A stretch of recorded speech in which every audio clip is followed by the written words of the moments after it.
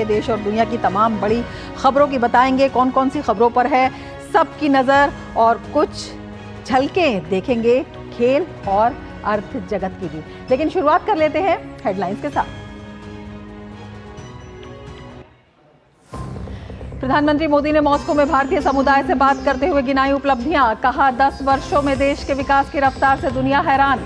Digital transaction को बताया विश्वसनीय मॉडल। सरकार का लक्ष्य तीसरे टर्म में भारत को तीसरी बड़ी अर्थव्यवस्था बनाना।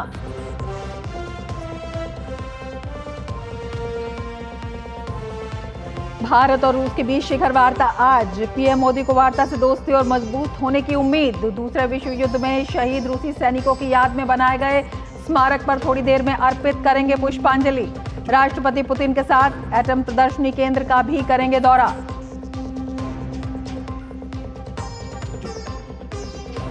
रूस के बाद प्रधानमंत्री मोदी ऑस्ट्रिया दौरे पर आज शाम पहुंचेंगे वियना। 40 वर्षों में किसी भारतीय प्रधानमंत्री की यह पहली ऑस्ट्रिया यात्रा।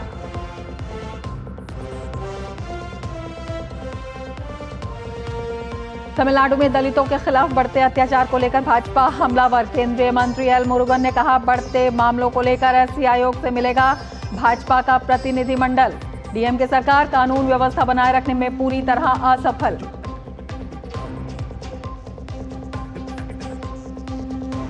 हाथरस मामले में एसआईटी की जांच रिपोर्ट। दुर्घटना के लिए कार्यक्रम आयोजक मुख्य जिम्मेदार। एसडीएम, सीओ और तहसीलदार समेत 6 निलंबित। याचिकाकर्ता ने सुप्रीम कोर्ट से घटना की स्वतंत्र जांच की मांग की।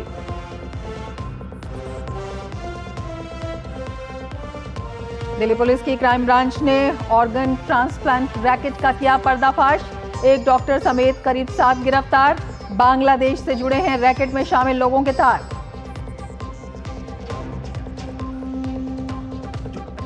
भारी बारिश के कारण मुंबई सहित कई जगहों पर स्कूल कॉलेज बंद। घर से बाहर ना निकलने की हिदायत। उत्तराखंड में भी हाल बेहाल। सीएम पुष्कर सिंह धामी ने बाढ़ प्रभावित इलाकों का लिया जायजा। वहीं राजस्थान के कई हिस्सों में भी तेज बारिश।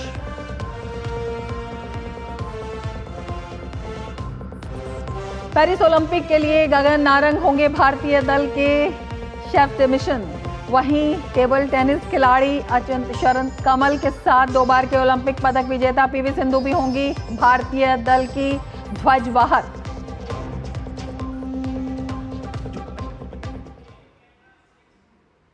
और अब देखते हैं विस्तार से समाचार। प्रधानमंत्री नरेंद्र मोदी ने रूस की यात्रा के दौरान प्रवासी भारतीयों से मुलाकात की।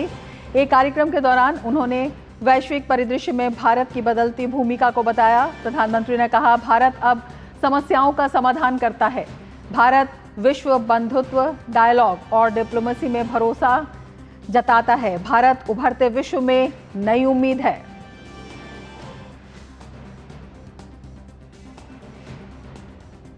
इक्कीसवीं सदी भारत की सदी है।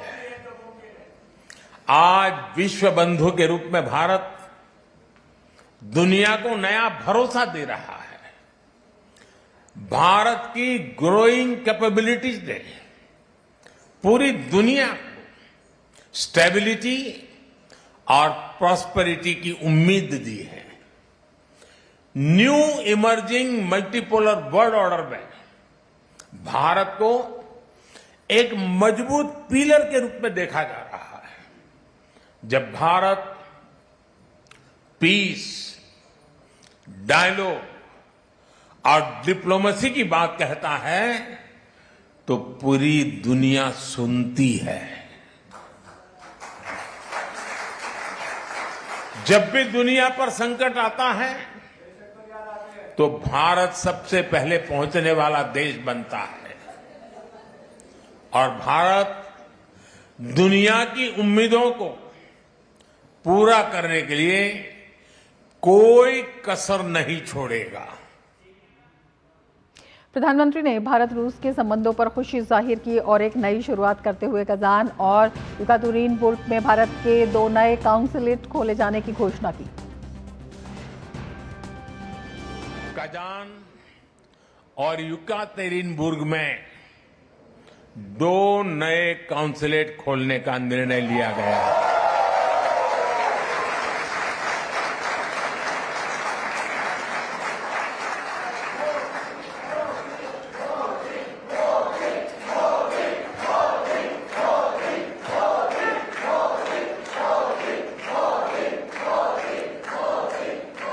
इससे आना जाना और व्यापार कारोबार और आसान होगा। साथियों, हमारे संबंधों का एक प्रतीक अस्त्राखान का इंडिया हाउस भी है। 17वीं शताब्दी में गुजरात के व्यापारी वहां बसे थे। 2 साल पहले नॉर्थ साउथ ट्रांसपोर्ट कॉरिडोर से पहला कॉमर्शियल कंसाइनमेंट भी यहां पहुंचा। ये कॉरिडोर मुंबई और अस्त्राखान की पोर्ट सिटी को आपस में जोड़ता है। अब हम Chennai Vladivostok eastern maritime corridor पर भी काम कर रहे हैं। भारत रूस की मजबूत साझेदारी पर प्रधानमंत्री नरेंद्र मोदी ने खुशी जाहिर की। उन्होंने कहा कि दोनों के लोगों के बीच रिश्ते इतने स्वाभाविक और सहज हैं कि वे सरकारों के दायरे से कहीं ऊपर हैं। उन्होंने राष्ट्रपति पुतिन की प्रशंसा की। प्रधानमंत्री ने कहा कि राष्ट्रपति पुतिन के नेतृत्व में दोस्ती की गर्मजोशी और आपसी विश्वास जारी है। हमारे रिश्तों की दृढ़ता अनेक बार परखी गई है और हर बार हमारी दोस्ती बहुत मजबूत होकर के उभरी है। भारत रूस की इसी दोस्ती के लिए मैं विशेष रूप से मेरे प्रिय मित्र प्रेसिडेंट पुतिन की लीडरशिप की सराहना करूंगा। उन्होंने 2 दशक से ज्यादा समय तक इस पार्टनरशिप को मजबूती देने के लिए शानदार काम किया है। बीते 10 सालों में मैं 6ठी बार रशिया आया हूं और इन सालों में हम एक दूसरे से 17 बार मिले हैं।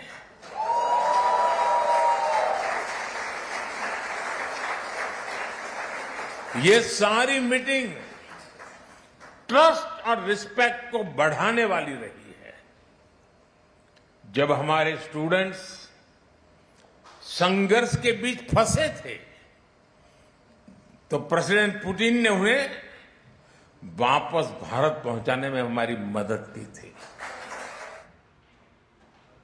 वहीं उन्होंने ये भी कहा कि देश ने 60 साल बाद जो विश्वास एक सरकार पर जताया है वो ऐतिहासिक है। किसी सरकार को तीसरी बार सेवा का मौका देना अभूतपूर्व है। ऐसे में उनकी सरकार की जिम्मेदारी है कि वे तीसरे टर्म में 3 गुना ज्यादा परिश्रम करें और भारत को दुनिया की तीसरी बड़ी अर्थव्यवस्था बनाएं। अपने तीसरे टर्म में मैं 3 गुनी ताकत से काम करूंगा।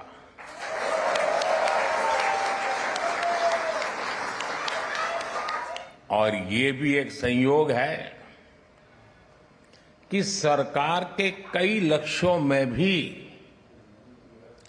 3 का अंक छाया हुआ है।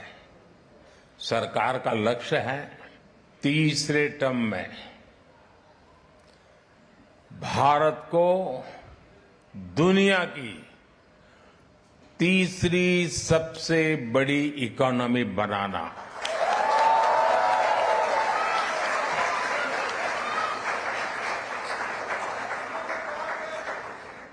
सरकार का लक्ष्य है तीसरे टर्म में गरीबों के लिए 3 करोड़ आवास बनाना, 3 करोड़ घर बनाना। सरकार का लक्ष्य है तीसरे टर्म में 3 करोड़ लखपति दीदी बनाना। बीते 10 साल में आर्थिक सामाजिक विकास की रफ्तार को प्रधानमंत्री ने प्रवासियों के सामने रखा। उन्होंने बताया कि कैसे भारत का चंद्रयान सफल रहा, कैसे दुनिया का तीसरा बड़ा स्टार्टअप इकोसिस्टम भारत में है, कैसे भारत सेमीकंडक्टर और मोबाइल मैन्युफैक्चरिंग का हब बन रहा है। प्रधानमंत्री ने इस बदलाव का श्रेय 140 करोड़ भारतीयों के सामर्थ्य को दिया। प्रधानमंत्री ने भरोसा जताया कि सरकार की नीति, देश का सामर्थ्य मिलकर भारत को विकसित भारत जरूर बनाएंगे। आने वाले 10 साल और भी फास्ट ग्रोथ के होने वाले हैं। सेमीकंडक्टर से इलेक्ट्रॉनिक मैन्युफैक्चरिंग तक, ग्रीन हाइड्रोजन से इलेक्ट्रिक व्हीकल तक और वर्ल्ड क्लास इंफ्रास्ट्रक्चर, भारत की नई गति दुनिया के विकास का, और मैं बहुत जिम्मेवारी से कह रहा हूं, दुनिया के विकास का अध्याय लिखेगी। आज ग्लोबल इकोनॉमी की ग्रोथ में 15% भारत कंट्रीब्यूट कर रही है। आने वाले समय में इसका और ज्यादा विस्तार होना तय है। ग्लोबल पॉवर्टी से लेकर क्लाइमेट चेंज तक हर चैलेंज को चैलेंज करने में भारत सबसे आगे रहेगा। और मेरे तो डीएनए में है चुनौती को चुनौती देना। तो भारत की बढ़ती सामर्थ्य और किस तरह से वैश्विक पटल पर ये सामर्थ्य एक महत्व रखता है, प्रधानमंत्री ने अपने संबोधन में बेहद महत्वपूर्ण बातें कही। और इसी पर बात करने के लिए हमारे साथ मौजूद हैं खास मेहमान। हमारे साथ हैं पूर्व वरिष्ठ राजनयिक अशोक सजनहार जी। सजनहार जी, बहुत स्वागत है आपका हमारे इस कार्यक्रम में। सबसे पहले प्रधानमंत्री के संबोधन पर ही आपसे बात करेंगे। प्रधानमंत्री ने जिस तरह से कहा कि मैं देश की मिट्टी की खुशबू लाया हूँ, बेहद भावुक उनका संबोधन। लेकिन उसके बाद जब वो संबोधन में आगे बढ़े तो देश किस तरह से सामर्थ्यवान हो रहा है और उस सामर्थ्य की विश्व में किस तरह से धमक दिखाई दे रही है, उसकी क्या भूमिका हो सकती है, किस तरह से देखते हैं इसे? जी, बहुत शुक्रिया रमा जी, आप मुझे आमंत्रित करने के लिए। आपने बिल्कुल ठीक कहा है, बहुत भावुक तो थे परंतु बहुत ही रियलिस्टिक भी थे, बहुत ही प्रैग्मेटिक थे, क्योंकि उन्होंने जो बातें कही हैं वो भावुकता की बातें नहीं कही हैं। भावुकता तो जोड़ने के लिए अपने साथ लोगों को उन्होंने कहा है, परंतु उन्होंने और जो कहा है सब तथ्य दिए हैं। और उन्होंने कहा, ये देखिए पिछले 10 साल से भारत ने क्या क्या ऊंचाइयां प्राप्त की हैं। भारत जब प्रधानमंत्री मोदी ने कार्यभार संभाला था 2014 में, तो आपको याद होगा, आपके देखने सुनने वालों को याद होगा, जो भारत की श्रेणी थी वो 10वें 11वें नंबर पर थी पूरी दुनिया की अर्थव्यवस्था में। अब हम 5वें नंबर पर आ गए हैं और उसके साथ साथ $4 ट्रिलियन इकोनॉमी हमारी हो गई है। अगले 2 साल में $5 ट्रिलियन इकोनॉमी होने वाली है और हम 3रे नंबर पर पहुंच जाएंगे। इस समय अगर देखें तो अगर पिछले साल का हम आंकड़ा देखें तो भारत ने 8.2% हमारी जो अर्थव्यवस्था की दर है, बढ़ने की दर है, वो पूरी दुनिया में सबसे तेजी से बढ़ती हुई अर्थव्यवस्था है। भारत के पास और भी बहुत सारे एडवांटेजेस हैं। देखिए, भारत एक बहुत ही बड़ा राष्ट्र तो है, हमारी जनसंख्या बहुत है, परंतु सबसे जिसे कहा जाए युवा राष्ट्र भी है पूरी दुनिया में। हमारी जो डेमोग्राफिक डिविडेंड है वो हमारा बहुत ही महत्वपूर्ण एडवांटेज है। और इसी का प्रधानमंत्री मोदी ने भी कहा, जो हम इतनी ऊंचाइयों तक चढ़ पाए हैं और आगे भी चढ़ेंगे, जो विकसित भारत का उन्होंने एक आह्वान दिया है 2047 तक, वो भारत की 140 करोड़ जनता, जिसमें करीब 65% युवा जनता है, वो आगे ले जाने में इसमें बहुत सामर्थ्य होगी। तो अब इस समय अगर देखा जाए तो भारत एक पूरी दुनिया के लिए पार्टनर ऑफ चॉइस बन गया है, क्योंकि सभी देश जो हैं वो चाहते हैं भारत के साथ अपने संबंधों को अच्छा करना, अपने संबंधों को और आगे ले जाना। मैं समझता हूं ये बहुत ही महत्वपूर्ण उनका उद्बोधन था भारतीय समुदाय के लिए, क्योंकि एक तो वो 5 साल बाद आ रहे हैं रूस में, 2019 में पहले आए थे, 2024 में अब आए हैं। और अगर किसी भारतीय समुदाय को उनका जो एड्रेस है वो उनकी जब उन्होंने 3री बार शपथ ग्रहण की है, जो कि एक बहुत ही ऐतिहासिक क्षण है, उसके बाद ये पहला उनका उद्बोधन है। और वो उन्होंने उनको बताया पूरी दुनिया में जो भारतीय हैं, करीब 4 करोड़ 40 मिलियन के आसपास जो भारतीय हैं, उनको भी ये संदेश दिया है जो सबको, हमको भारत किस स्थिति में है और हम सबको मिलकर काम करना है भारत को विकसित बनाने के लिए 2047 तक। बिल्कुल सज्जनार जी, बड़ी अच्छी आपने एक लाइन दी है कि पार्टनर ऑफ चॉइस भारत बन गया है, और इसी वजह से जो ये दौरा है इस पर दुनिया भर की निगाहें भी हैं। जी, आप बिल्कुल ठीक कहते हैं, क्योंकि अगर हम देखें पिछले 2-2.5 साल से, जब से रूस ने यूक्रेन में युद्ध प्रारंभ किया है, तब से भारत के ऊपर बहुत दबाव आ रहा है, बहुत ही सामरिक दबाव आ रहा है, बहुत ही आर्थिक दबाव आ रहा है। जो आप रूस से तेल मत खरीदिए, रूस को आप क्रिटिसाइज करिए, रूस को आप कंडेम करिए क्योंकि उसने यूक्रेन के ऊपर हमला किया है, परंतु भारत ने अपने जो सामरिक संबंध हैं रूस के साथ, वो आज के नहीं हैं, पिछले 10 साल के नहीं हैं, पिछले 50 साल के नहीं हैं, उससे भी पहले के हैं। कैसे रूस ने भारत का हमेशा साथ दिया है, जब और देशों ने भारत की चाहे वो आलोचना की हो या भारत के विरुद्ध सैंक्शंस भी लगाए हो 1998 में, रूस या सोवियत संघ कभी उसने भारत का साथ नहीं छोड़ा है। चाहे यूनाइटेड नेशन सिक्योरिटी काउंसिल में हो, चाहे जब गोवा के ऊपर बातचीत हो रही थी 1960 में, चाहे 1970 में जब भारत और पाकिस्तान का युद्ध हो रहा था बांग्लादेश की आजादी के लिए।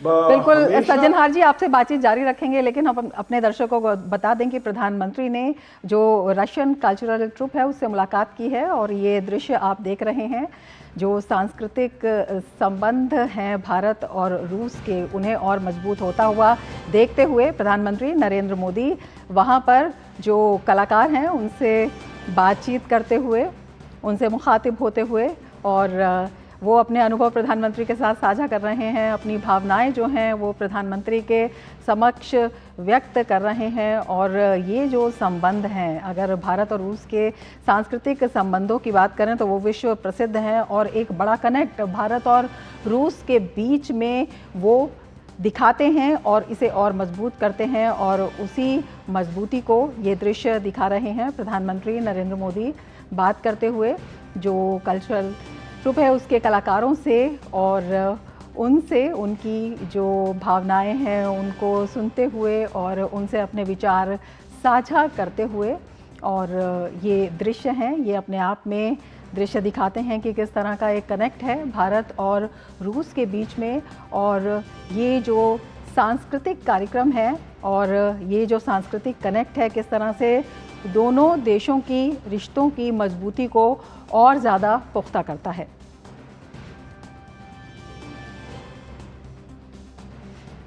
तो प्रधानमंत्री ने अपने संबोधन में भी कहा कि भारत और रूस के बीच जो रिश्ता है वो अनूठा है, वो अनोखा है, वो लगातार मजबूत हो रहा है, और पीपल टू पीपल कनेक्ट पर ख़ास तौर पर उन्होंने ज़ोर दिया।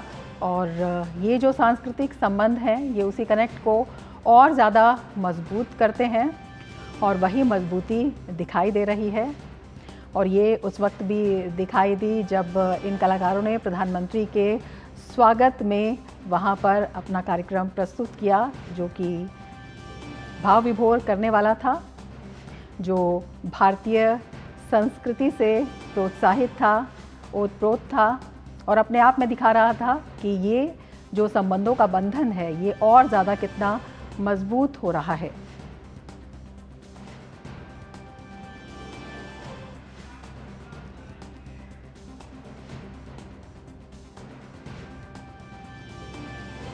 तो बेहद महत्वपूर्ण ये दृश्य, प्रधानमंत्री अपनी भावनाएं साझा करते हुए और वहाँ पर बात सुनते हुए। तो लगातार हम इन दृश्यों को आपको दिखा रहे हैं, और क्या अर्थ है इन दृश्यों का जो लगातार मॉस्को से आ रहे हैं। हमारे साथ विशिष्ट मेहमान जुड़े हुए हैं, अशोक सज्जनहार जी हमारे साथ मौजूद हैं। सज्जनहार जी, आप बता रहे थे, अगर हम बात करते हैं भारत और रूस के संबंधों की, एक बड़ी रणनीतिक साझेदारी जो लगातार मजबूत हो रही है। अभी हमने दृश्य देखे प्रधानमंत्री जो वहाँ पर कलाकारों से बात करते हुए, और कल भी प्रधानमंत्री का जिस तरह से स्वागत हुआ, ये सांस्कृतिक संबंध हैं, ये इस कनेक्ट को कितना मजबूत करते हैं? जी, ये बहुत ही महत्वपूर्ण है। देखिए, जैसे प्रधानमंत्री ने कहा, जो हमारा पीपल टू पीपल कनेक्ट बहुत ज्यादा है। तो देखिए, जो कल उनका जो स्वागत किया गया, वो तो भारतीय मूल के वहां पर लोग जो थे, जो वहां पर रह रहे हैं, काम कर रहे हैं, उन्होंने आकर प्रधानमंत्री मोदी का वहां पर स्वागत किया। जब भी प्रधानमंत्री जाते हैं, चाहे वो अमेरिका जाएं, फ्रांस जाएं, यूके जाएं, तो जो भी वहां पर हमारा जिसे कहा जाता है भारतीय डायस्पोरा है, वो आकर, क्योंकि उनमें बहुत ही उमंग होती है, उनमें बहुत ही उत्साह होता है, क्योंकि उनको पता चला है, जो जब से प्रधानमंत्री मोदी आए हैं, तो भारत की जो प्रोफाइल है, भारत का जो कद है, जो रुतबा है पूरी दुनिया में, वो कैसे ऊंचा हुआ है। और अगर भारत का कद ऊपर होता है, तो उनका भी वहां पर जो प्रेस्टीज है अपने जानने मानने लोगों के साथ, वो भी बहुत बढ़ती है। आज जो प्रधानमंत्री मोदी इनके साथ बात कर रहे हैं, ये सभी देखिए रूसी लोग हैं, ये रूसी बच्चियां हैं, ये रूसी युवा युवतियां हैं, और इनके दिल में भारत के लिए इतना अथाह प्रेम है। देखिए, मैं आपको बता सकता हूं, क्योंकि मैं बहुत साल पहले वहां पर डायरेक्टर था जवाहरलाल नेहरू कल्चरल सेंटर के लिए। वहां पर लोग भारत अभी आए भी नहीं है, परंतु उनके दिल में, दिमाग में, मन में ये लालसा है, जो भारत के जो सांस्कृतिक नृत्य हैं, चाहे भरतनाट्यम हो, कथक हो, कुचिपुड़ी हो, ओडिसी हो, उसको हम सीखें और उसमें महारत हासिल करें। वहां पर न केवल मॉस्को में, आप देखिए ये वाली बहुत सभी ज्यादातर आपको दिखाई देंगी जो रूसी नव युवतियां हैं, बालिकाएं हैं, जो ये सीख रही हैं, और ये जो युवक हैं, ये भी रूस के सिटीजन हैं, नागरिक हैं। तो वहां पर न केवल मॉस्को में, वहां तो बहुत सारे ऐसे स्कूल्स उत्पन्न हो गए हैं जो कि भारतीय नृत्य को सिखाते हैं, चाहे वो डांस हो, चाहे वो तबला हो, चाहे वो गायकी हो या और प्रकार के हो। परंतु दूर दराज सेंट पीटर्सबर्ग में आप देख लीजिएगा, येकतरीनबुर्ग में अभी जो प्रधानमंत्री मोदी ने वहां पर घोषणा की, जो वहां पर एक कॉन्सुलेट खोला जाएगा, जहां सबसे पहले ब्रिक्स समिट हुआ था 2009 में कजान में, तो वहां पर भी बहुत स्कूल खुले हुए हैं, और जो वहां के बच्चे हैं स्कूलों में, कॉलेजेस में, चाहे वो भारत नहीं आए हों, परंतु उनमें ये एक बहुत जोरदार इच्छा रहती है जो भारत के कल्चर के साथ मिले, भारत की संस्कृति के साथ मिले, भारत की जो नृत्य शैली है उसके साथ मिले और जुड़कर काम करें। तो वहां पर ये बहुत ही हमारी एक धरोहर है। हमारे पास पहले ये समझा जाता था, जो जब सोवियत संघ का विघटन हुआ तो ये सब तितर बितर हो जाएगा, ये बिखर जाएगा। ऐसा नहीं हुआ, ये आगे और बढ़ता जा रहा है, और हमारे जो संबंध है उनको at the level of people, जो मनुष्य के लेवल पर, जो आम आदमी के लेवल पर, ये दोनों देशों को जोड़ता है। और ये हमको, मेरे विचार से, इसमें ये स्ट्रेंथ लाता है हमारे दोनों देशों के बीच में, जिससे कि ऊपर की जो बातचीत होती है वो तो सरकार के बीच में होती है, वो तो गवर्नमेंट के बीच में होती है, जो कैसे हमारे डिफेंस कोऑपरेशन हो, कैसे एनर्जी कोऑपरेशन हो, कैसे न्यूक्लियर एनर्जी कोऑपरेशन हो, परंतु उन सब को जो शक्ति देता है और जो ऊर्जा देता है, वो यही पीपल टू पीपल कनेक्ट है, जो प्रधानमंत्री मोदी के साथ हम देख रहे हैं। ये सभी जिन्होंने अभी कार्यक्रम पेश किया है, वो उनके साथ बातचीत करें। जी सज्जनहार जी, जिस तरह से आपने बताया कि आप वहाँ पर रहे भी हैं और आपने जो ये सब वहाँ पर एक कनेक्ट है, और जो भारतीय संस्कृति की झलक और लोगों में चाहत है। अगर भारतीय सिनेमा की बात करें, मेरा जूता है जापानी कितना वहाँ पर गाया जाता था, और भारतीय सिनेमा के प्रति जो वहाँ पर लोगों की रुचि है वो भी देखने में मिलती है। इन्हीं सांस्कृतिक संबंधों को आगे बढ़ाते हुए आपने बताया कि कई तरह के जो संस्थान है वो खोले गए, रूसी सिखाने के लिए या हिंदी सिखाने के लिए वहाँ पर जो है छात्रों की संख्या। किस तरह से आप ये देखते हैं कि ये एक आगे अगर हम एक बड़े विस्तार में देखें, बड़े फलक पर देखें, तो चाहे रोजगार से संबंधित हो, चाहे रिश्तों से संबंधित हो, चाहे एक प्रभाव से संबंधित हो, इन सभी बहुआयामी जिसे कहते हैं कि परिप्रेक्ष्य में बेहद महत्वपूर्ण हो जाता है। और इसमें क्या क्या कदम उठाए गए, क्या क्या संभावनाएं हैं? जी, आपने बहुत ही महत्वपूर्ण प्रश्न किया है। देखिए, जब सोवियत संघ था तो तब तो ये समझा जा रहा था, जो रूस के सोवियत संघ के पास उस समय कोई विकल्प नहीं था, कोई ऑल्टरनेटिव नहीं था, क्योंकि वो केवल या भारत की तरफ उसके दरवाजे खुले थे, या फिर और जो कम्युनिस्ट देश हैं उनकी तरफ, चाहे वो वियतनाम हो, अफगानिस्तान हो, चीन के साथ, परंतु चीन के साथ उसके रिश्ते खराब होने शुरू हो गए थे। सॉरी। तो ये फिर उसमें ये समझा जा रहा था, जो ये जब रूस का सोवियत संघ का विघटन हुआ, तो ये वाले सब जो रिश्ते हैं खत्म हो जाएंगे, क्योंकि उसके बाद अमेरिका भी वहां पर आया, फ्रांस, जापान, सभी देशों का वहां पर ओपनिंग हो गई। परंतु फिर भी जो आकर्षण है रमा जी भारत के लिए वहां पर, वहां के युवा युवतियों में, वो कम नहीं हुआ है और उसको बढ़ावा दिया जा रहा है। और हमारे जो चाहे व्लादिवोस्टॉक में कल्चरल सेंटर है, या मॉस्को में जैसे मैंने बताया जिसका मैं निदेशक था, जवाहरलाल नेहरू कल्चरल सेंटर, तो वहां पर वो इसको बहुत ही ज्यादा एनकरेजमेंट दे रहे हैं, प्रमोशन कर रहे हैं, प्रोपगेशन कर रहे हैं, बहुत कार्यक्रम आयोजित किए जाते हैं। तो ये सब इसका योगदान है जो हम आज देख रहे हैं, जो अभी भी इतनी एक बड़ा योगदान है और महत्वपूर्ण भूमिका भी निभा रहा है। मॉस्को से हमारे संवाददाता भी जुड़े हुए हैं, सुधीर यादव इस वक्त हमारे साथ हैं। सुधीर, हमने देखा प्रधानमंत्री ने इंडियन डायस्पोरा को संबोधित किया और बेहद महत्वपूर्ण बातें कही। सबसे पहले हम यही जानना चाहेंगे कि मॉस्को में इंडियन डायस्पोरा की कितनी बड़ी भूमिका है और प्रधानमंत्री का ये संबोधन कितना एनकरेज करता हुआ उन्हें दिखाई दे रहा है।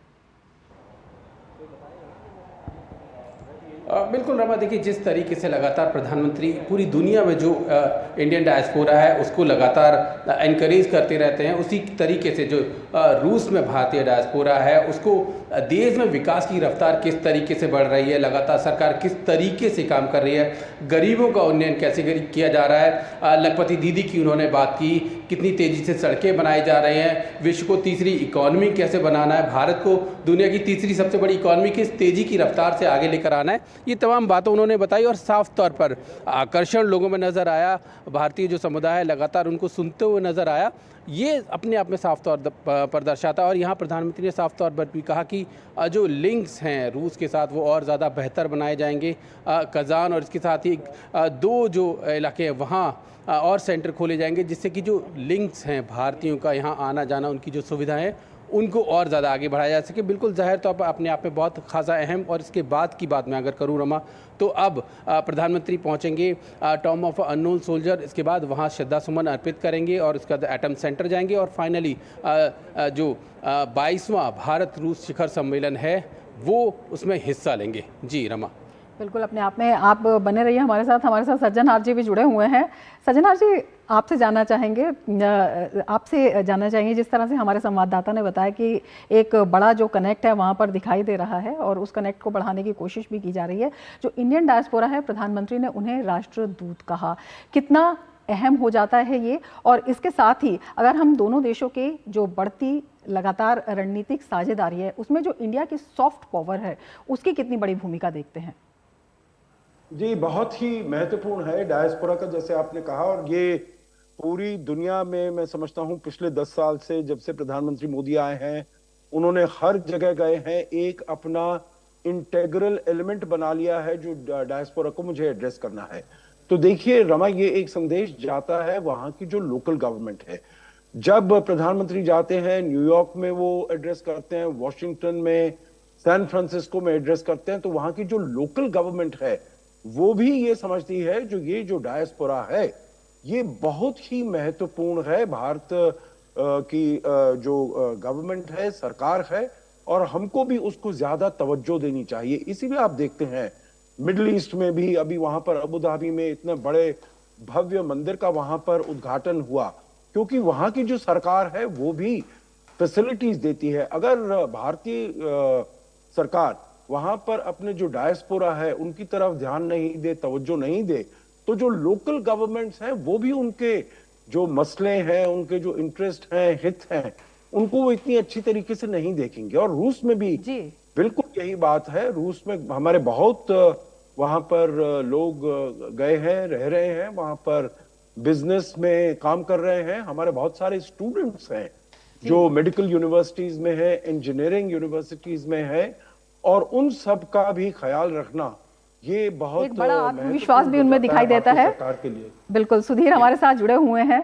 सुधीर, हम बात कर रहे हैं किस तरह से इंडियन डायस्पोरा में एक बड़ा कॉन्फिडेंस दिखाई देता है जब प्रधानमंत्री मोदी वहां पर जाते हैं और उन्हें उनकी सामर्थ्य के बारे में जो बताते हैं और देश किस तरह से उनके साथ खड़ा है। आपसे ये भी जानना चाहेंगे, प्रधानमंत्री के आगे का कार्यक्रम आपने बताया है कि जो वो सैनिकों की समाधि पर वहाँ पर जाएंगे, तो उसके बारे में भी हम आपसे जानना चाहेंगे कि उसके बारे में किस तरह से आप बताएंगे प्रधानमंत्री का ये जो दौरा है कितना अहम हो जाता है, और इसके साथ ही इसके बाद जो प्रधानमंत्री एक प्रदर्शनी में भी जाएंगे, उसके बारे में भी क्या जानकारी आपके पास है?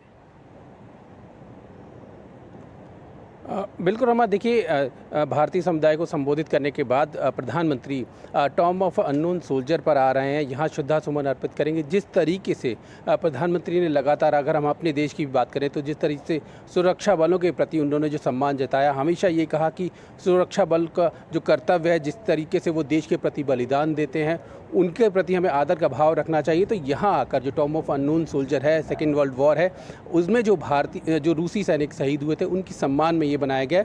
यहाँ आकर वो श्रद्धा सुमन अर्पित करेंगे। इसके साथ ही एटम सेंटर भी वो वहाँ जाएंगे, और जो एटॉमिक एवोल्यूशन रहा है रसिया का, खास तौर पर कि जिस तरीके से एटॉमिक चीज़ें किस तरीके से डेवलप की गई हैं, वो उनको देखेंगे। रूसी राष्ट्रपति व्लादिमीर पुतिन भी उनके साथ होंगे। रमा, यहाँ में ऑन बोर्ड हमारे साथ जो सहयोगी हैं अरुण शर्मा, वो भी हमारे साथ जुड़ रहे हैं। अरुण, जिस तरीके से जो भारतीय समुदाय को संबोधित किया, आपको क्या लगता है, क्या मेन पॉइंट्स रहे, किस तरीके से बहुत ज़्यादा अच्छा संबोधन रहा? देखिए, प्राइम मिनिस्टर मोदी ने क्लियरली इंडिया ग्रोथ स्टोरी को हाईलाइट किया। एक सबसे बड़ा जो अनाउंसमेंट आप कह सकते हैं, जो भारतवासी जिसका इंतजार करते हो, कॉन्सुलेट्स का जो ओपन होना, वो एक बहुत बड़ी बात निकल करके आती है। क्योंकि जिन लोगों को रशिया आना है, उन लोगों के लिए जो कई सारे स्टूडेंट्स जो होते हैं, मेडिकल स्टूडेंट्स खास तौर पर, तो उनके लिए काफ़ी सहूलियत होती हुई आपको दिखाई देगी। तो इससे tourism plus people to people connect को बढ़ावा मिलता हुआ दिखाई देगा। लेकिन अगर इस पूरे विजिट को अगर आप समअप करने की कोशिश करें, क्या कुछ बड़े कॉन्टोर्स इस समय पर प्राइम मिनिस्टर मोदी रख सकते हैं? क्योंकि हम जानते हैं कि वेस्ट की नज़रें खास तौर पर इस विजिट पर रहने जा रही है। तो हम जैसे कि जानते हैं कि टूम्ब ऑफ अननोन सोल्जर्स पर तो आ ही रहे हैं, लेकिन हमारे सोर्सेज इस समय पर हमें बता रहे हैं सुधीर कि इस विजिट की जो खास बात ये रह सकती है कि जो इंडियन साइड है फोकस करेगी कि एनर्जी, खास तौर पर एनर्जी को कैसे बढ़ावा दिया सके, जिसमें नो डाउट क्रूड आता है, नो डाउट आपके न्यूक्लियर सप्लाईज आती है, न्यूक्लियर एनर्जी को बढ़ावा देना आता है, and second of course important part trade को कैसे बढ़ावा देना, बिकॉज ट्रेड इंबैलेंस एक बहुत इंपॉर्टेंट फैक्टर रह सकता है। And last but not the least, आपको याद होगा कि जब एससीओ समिट की साइडलाइंस पर पीएम मोदी ने कहा था this is no time for war, तो इस बार जब प्राइम मिनिस्टर मोदी रशिया में आए हैं 3.0 के अंदर, तो प्राइम मिनिस्टर मोदी का बहुत लाइकली कि इंडियन साइड इस बात को भी कन्वे करे कि solutions can not be found on the battle field. तो जब टूम्ब ऑफ अननोन सोल्जर्स पर प्रधानमंत्री होंगे, ये वो शहीद हैं जिन्होंने वर्ल्ड वॉर 2 के अंदर अपनी जान न्यौछावर कर दी थी देश के लिए लड़ते हुए। लेकिन एक बात भी यहाँ पर एक मैसेजिंग और आती है कि जो बैटल फील्ड्स होते हैं वहाँ पर सोल्यूशंस नहीं निकलते, डिप्लोमेसी के साथ, पीस के साथ में आपको सोल्यूशन फाइंड करना होता है। तो इस ऐसे समय में जब दुनिया भर की निगाहें इस विजिट के ऊपर है, खास तौर पर वेस्ट जाहिर तौर पर इस विजिट को देख रहा है, तो कई मायने में ये विजिट, और अब से कुछ देर के अंदर प्राइम मिनिस्टर मोदी की जो क्रेमलिन के अंदर प्रेसिडेंट पुतिन के साथ बातचीत होगी, तो इन तमाम कॉन्टोर्स यानी कि एनर्जी, ट्रेड, हमारे संवाददाता मॉस्को से वहां पर बता रहे हैं, सुधीर भी और अरुण भी। सुधीर, बहुत शुक्रिया तमाम जानकारी के लिए, आपसे आगे भी संपर्क होता रहेगा, जानकारी लेते रहेंगे। अशोक सज्जनहार जी, आपका भी बहुत बहुत धन्यवाद तमाम जानकारी साझा करने के लिए। और मिड डे प्राइम में यहाँ पर लेते हैं एक ब्रेक, आप देखते रहिए डीडी न्यूज़। आपके घर के खाने में रेस्टोरेंट जैसा स्वाद ले आए MDH का शाही पनीर मसाला। पनीर को क्या मस्त बना डाला। ज्यादा उपज और भरपूर मुनाफा भी, दोनों मिलेंगे टोरी से। एक हाथ में खरपतवार की हार और दूसरे हाथ में ज्यादा पैदावार। समझे? IIL के ट्रैक्टर ब्रांड का टोरी, अब खरपतवार होगा हक्का बक्का, बढ़ेगा मक्का।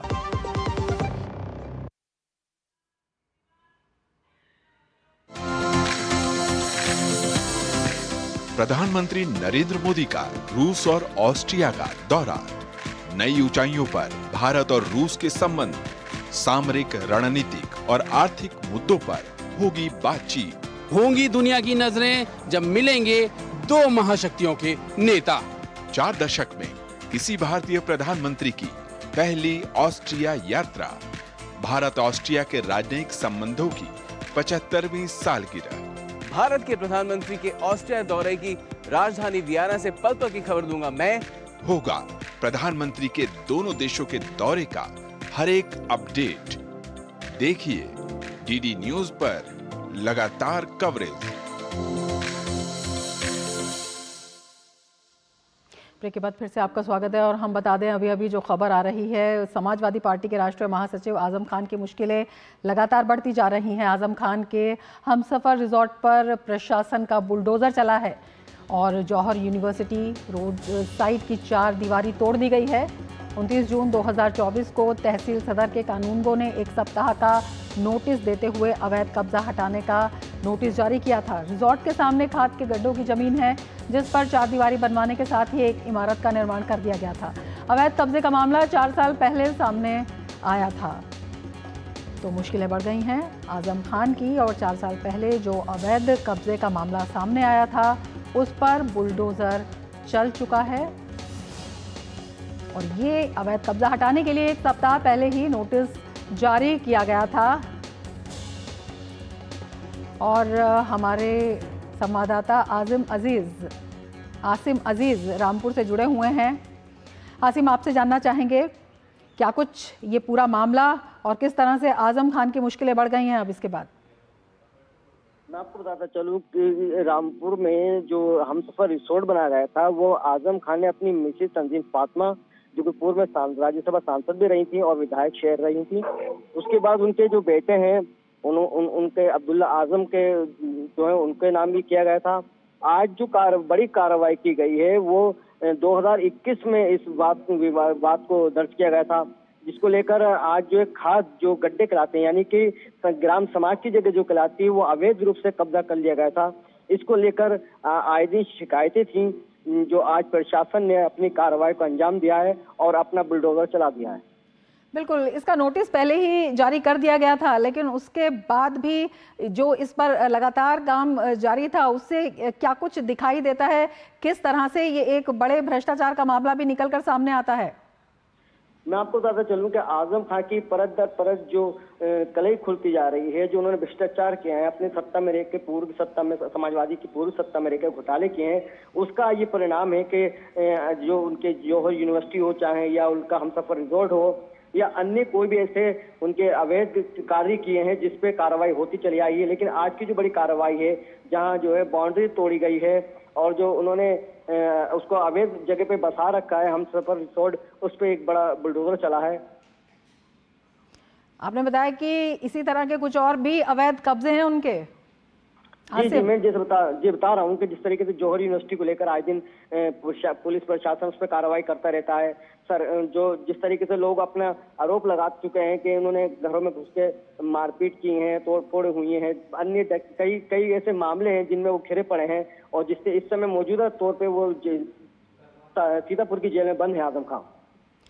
बिल्कुल आसिम, बहुत शुक्रिया तमाम जानकारी के लिए। सरकार ने दिखा दिया है कि जो अवैध कब्जे हैं या इस तरह के जो भ्रष्टाचार के मामले हैं उन पर सख्त है सरकार। आगे बढ़ेंगे। हाथरस भगदड़ मामले में एसआईटी की रिपोर्ट पर योगी सरकार ने बड़ी कार्रवाई की है। एसआईटी की रिपोर्ट के आधार पर एसडीएम, सीओ और तहसीलदार समेत 6 लोगों को निलंबित कर दिया है। 2 सदस्यीय जांच समिति ने अपनी रिपोर्ट में साजिश से इनकार नहीं किया है और इस मामले में गहन जांच की जरूरत को भी उजागर किया है। इससे पहले एसआईटी ने 300 पन्नों की रिपोर्ट प्रशासन को सौंपी। इस रिपोर्ट में सिलसिलेवार तरीके से बताया गया है कि किस तरह से हाथरस सत्संग में भगदड़ हुई, इस कार्यक्रम को लेकर क्या इंतजाम थे, किसका क्या रोल रहा, घटना के लिए कौन जिम्मेदार है। रिपोर्ट में कहा गया है कि आयोजकों की लापरवाही से हुई हाथरस की दुर्घटना, कार्यक्रम में भीड़ को आमंत्रित करने के बाद भी पर्याप्त इंतजाम नहीं किए गए।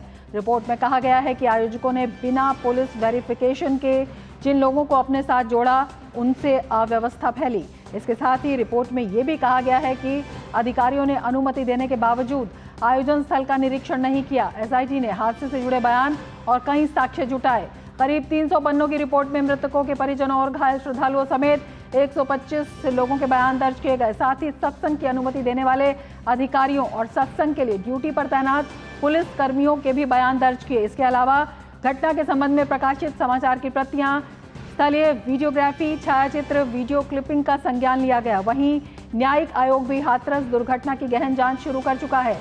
दरअसल 2 जुलाई को यूपी के हाथरस में सूरजपाल उर्फ भोले बाबा के सत्संग में भगदड़ मच गई थी, जिसमें 121 लोगों की मौत हो गई, जिनमें ज्यादातर महिलाएं थीं।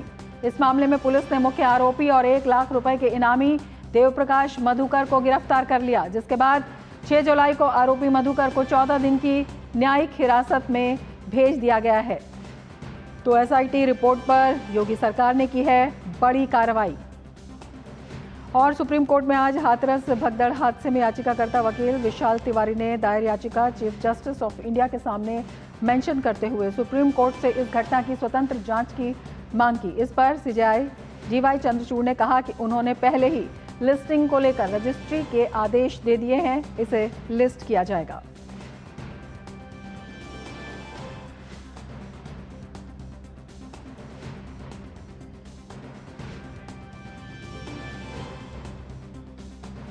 दिल्ली पुलिस की क्राइम ब्रांच ने ऑर्गन ट्रांसप्लांट रैकेट का पर्दाफाश करते हुए एक डॉक्टर समेत करीब 7 लोगों को गिरफ्तार किया है। इस रैकेट में शामिल लोगों के तार बांग्लादेश से जुड़े हुए हैं। वे हार्ट ट्रांसप्लांट के लिए 25 से 30 लाख रुपए लेते थे। डोनर और रिसीवर दोनों ही बांग्लादेश से थे। वे 2019 से ऑर्गन रैकेट चला रहे थे। ये क्राइम ब्रांच ने एक अंतर्राष्ट्रीय ऑर्गन ट्रांसप्लांट रैकेट को भी बस्ट किया है, जिसमें 7 लोग गिरफ्तार हुए हैं। इसमें मास्टरमाइंड बांग्लादेशी नेशनल्स थे, जो कि जिसमें कि पेशेंट भी बांग्लादेशी होता था और डोनर भी बांग्लादेशी होता था। तो इसमें एक रसेल नाम का जो इनका मास्टरमाइंड था, जो बांग्लादेश से पेशेंट लाता था और डोनर अरेंज करता था, उसको गिरफ्तार किया गया। और साथ ही में इसके साथ जो हॉस्पिटल में डॉक्टर इन्वॉल्व थे और उनका स्टाफ, उनकी भी गिरफ्तारी की गई है। उनका पूरा रोल है कि उनको पता था कि ये ब्लड रिलेशन में नहीं थे और फिर भी वो उसकी सर्जरी कर रहे थे और उसमें पूरा उनका कॉन्स्पिरेसी आई है। वो अभी एक हॉस्पिटल से जुड़ी हुई थी, 2 हॉस्पिटल का नाम आया आगे और उसमें देख रहे हैं। और हमारे संवाददाता नीरज हमारे साथ जुड़े हुए हैं और ज़्यादा जानकारी के साथ। नीरज, सबसे पहले आपसे यही जानना चाहेंगे कि दिल्ली पुलिस की कितनी बड़ी सफलता इसे कहा जाएगा? देखिए, एक बड़ी सफलता है क्योंकि 2019 से ये रैकेट चल रहा था और बांग्लादेश से ये रैकेट पूरा ऑपरेट हो रहा था। बांग्लादेश में जो डायलिसिस सेंटर था, वहाँ पर कुछ लोग जो किडनी ट्रांसप्लांट कराना चाहते थे, वहाँ पर पहुँचते थे। एक रकम तय होती थी 20 से 25-30 लाख के बीच में, और उसके बाद वो डायलिसिस सेंटर जो डोनर है उसको ढूंढता था। और डोनर बेसिकली गरीब लोग होते थे, उनसे ये कहा जाता था कि आपको इंडिया के अंदर जो जॉब है वो लगाई जाएगी, आपको काम दिलवाया जाएगा। उसके बाद मेडिकल के ग्राउंड पर उनको इंडिया लाया जाता था। और इंडिया में भी जिस डॉक्टर का नाम सामने आया है, महिला डॉक्टर है, 50 साल से ज़्यादा उनकी उम्र है, और वो एक प्रतिष्ठित अस्पताल है दिल्ली का, जहाँ पर वो काम करती थी। और अपने निजी स्टाफ के साथ मिलकर ये पूरी सेटिंग होती थी। फर्जी कागजात बनाए जाते थे, उनको दिखाया जाता था कि ये जो किडनी ट्रांसप्लांट हो रही है वो दोनों ही रिश्तेदार हैं, जबकि ऐसा नहीं होता था। और एक बड़ी रकम डॉक्टर उसके एवज में वसूल कर लेते थे। तो ये रैकेट काफ़ी लंबे समय से चल रहा था। अब चूँकि नए नए तथ्य निकल कर सामने आ रहे हैं, 2 हॉस्पिटलों का नाम भी इसमें सामने आया है। जिस हॉस्पिटल में ये महिला डॉक्टर थी, उस हॉस्पिटल की तरफ से भी स्पष्टीकरण सामने आया है कि उन्होंने उस महिला डॉक्टर को हटा दिया है पैनल से। और इसके अलावा जो लोग भी इसमें शामिल हैं, अस्पताल उनके खिलाफ कार्रवाई करेगा। इधर दिल्ली पुलिस का भी कहना है कि 2 हॉस्पिटलों के नाम आए हैं और उसमें जो जांच है वो चल रही है और जल्द ही पता लगेगा कि इस खेल में कौन कौन लोग शामिल हैं। हालांकि अभी जो 7 लोग गिरफ्तार हुए हैं उसमें डोनर और जिसको किडनी लगाई गई है वो दोनों बांग्लादेश थे, लेकिन बांग्लादेशी नागरिक थे। लेकिन जैसे जैसे जाँच आगे बढ़ेगी तो ये भी देखना होगा कि क्या इस खेल में भारत के भी कुछ लोग शामिल थे, या जो किडनी ट्रांसप्लांट की गई है उसमें भारत के लोग भी इन्वॉल्व थे कि नहीं थे, या उनको किडनी दी गई है कि नहीं दी गई है। तो ये तमाम जांच का विषय है। लेकिन कह सकते हैं कि एक बड़ी सफलता दिल्ली पुलिस को लगी है कि एक इंटरनेशनल जो रैकेट है उसका पर्दाफाश किया है कि किस तरीके से मानव अंग की तस्करी है वो हो रही थी। और ख़ासतौर से किडनी ट्रांसप्लांट के नाम पर, चूँकि रिश्तेदार से ही किडनी ट्रांसप्लांट की जा सकती है, लेकिन यहाँ पर फर्जी कागज बनाकर किडनी ट्रांसप्लांट की जा रही थी। तो इसमें आगे पुलिस जांच करेगी और देखेगी कि इसमें और कौन कौन से हॉस्पिटल या कोई डॉक्टर या उनका स्टाफ शामिल है। एक बड़ी सफलता है और जिस तरह से आप बता रहे हैं कि आगे भी शिकंजा कस सकता है और जांच जारी है, आप नजर बनाए रखिए। फिलहाल शुक्रिया पूरी जानकारी के लिए। आगे बढ़ेंगे खबरों में। मुंबई में रविवार देर रात से शुरू हुई बारिश लगातार जारी है, इसके बारे में बताएंगे, लेकिन उससे पहले ले लेते हैं एक ब्रेक। आप देखते रहिए डीडी न्यूज। अब आया असली स्वाद। अब आया स्वाद। जब स्वाद के पड़े हो लाले तो MDH का चंकी चाट मसाला डालें। MDH का चंकी चाट मसाला। MDH। बात जब पीढ़ियों के लिए बनने वाले घर की हो तो जिम्मेदारी बड़ी हो जाती है। गैलेंट समझता है ये जिम्मेदारी। अब डबल M रिब्स के साथ गैलेंट एडवांस TMT रीबार, निर्माण का रियल हीरो। ब्रेक के बाद फिर से आपका स्वागत है। मुंबई में रविवार देर रात से शुरू हुई बारिश लगातार जारी है। मौसम विभाग के अपडेट के मुताबिक कल रात 11:30 बजे तक शहर के अलग अलग इलाकों में 80 से 145 मिलीमीटर के बीच बारिश दर्ज हुई है। कोलाबा इलाके में सर्वाधिक 144.5 मिलीमीटर बारिश दर्ज की गई। इसके साथ ही बायकुला, माटुंगा, सायन और विक्रोली में भी भारी बारिश दर्ज की गई। शहर की लाइफलाइन कही जाने वाली मुंबई लोकल भी बारिश से प्रभावित नजर आई। BMC ने बाढ़ के पानी को बाहर निकालने के लिए कई स्थानों पर पंप भी लगवाए। भारी बारिश के चलते मुंबई समेत पुणे, सिंधुदुर्ग और रायगढ़ सहित कई जिलों में विद्यालयों की कक्षाओं को निलंबित कर दिया गया है।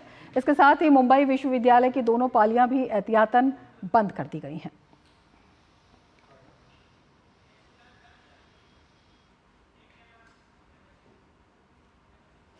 और इसके साथ ही अगर असम की बात करें तो वहां पर पिछले कुछ दिनों में बारिश में कमी आई है, जिससे बाढ़ की स्थिति में धीरे धीरे सुधार आया है। लेकिन सोमवार को यहां 6 और लोगों की जान चली गई, जिससे इस साल बाढ़ के कारण मरने वालों की संख्या बढ़कर 72 हो गई है। कुछ प्रमुख इलाकों में ब्रह्मपुत्र और 8 अन्य नदियां खतरे के निशान से ऊपर बह रही हैं। 27 जिलों के 91 राजस्व मंडलों के अंतर्गत 3000 से अधिक गांवों में अभी भी बाढ़ का पानी है, जिससे 18 लाख से अधिक लोग प्रभावित हुए हैं। अकेले धुबरी जिले में अन्य सभी जिलों की तुलना में सबसे अधिक 4.7 लाख लोग प्रभावित हैं। प्रमुख प्रभावित जिले कछार, बारपेटा, दरांग, गोलाघाट और दक्षिण सलमारा हैं। राज्य भर में 543 राहत शिविरों में 48,000 से अधिक बाढ़ पीड़ितों ने शरण ली है। सोमवार को आई बाढ़ से 8 लाख से ज्यादा बड़े जानवर और 5 लाख से ज्यादा छोटे जानवर प्रभावित हुए। और पिछले कुछ दिनों में असम में बाढ़ की स्थिति गंभीर बनी, लेकिन अब असम के मुख्यमंत्री हिमंत बिस्वा शर्मा ने सोशल मीडिया प्लेटफॉर्म X पर लिखा कि एक अच्छी खबर है, ब्रह्मपुत्र और उसकी सहायक नदियों का जलस्तर ज़्यादातर जगहों पर खतरे के निशान से नीचे आ गया है। हालांकि कुछ स्थानों पर यह अभी भी खतरे के स्तर से ऊपर बह रहा है, लेकिन इसमें गिरावट की प्रवृत्ति दिख रही है।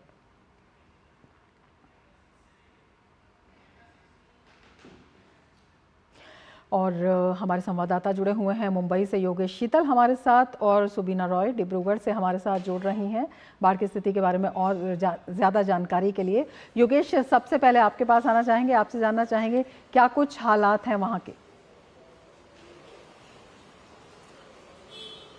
देखिए रमा, इस वक्त बारिश हो रही है। मुंबई और उसके आसपास के जो इलाके हैं वहाँ रुक रुक कर बारिश हो रही है। हालांकि कल जैसी इंटेंसिटी हमने देखा था, कल जो मोमेंटम हमने देखा था बारिश का, वैसी बारिश आज नहीं हो रही है। लेकिन बारिश कई जगहों पर अभी भी हो रही है। कुछ जगह पर वाटर लॉगिंग हुआ है। मसलन गांधी मार्केट के पास वाटर लॉगिंग सुबह में था, वो धीरे धीरे करके पर एसिड हुई। उसके बाद जो अंधेरी सब कॉज है, अंधेरी कॉजवे है, वहां पे जो है जल जमाव हुआ है। चूना भट्टी का एरिया है, वहां पे जल जमाव की थोड़ी समस्या आई है।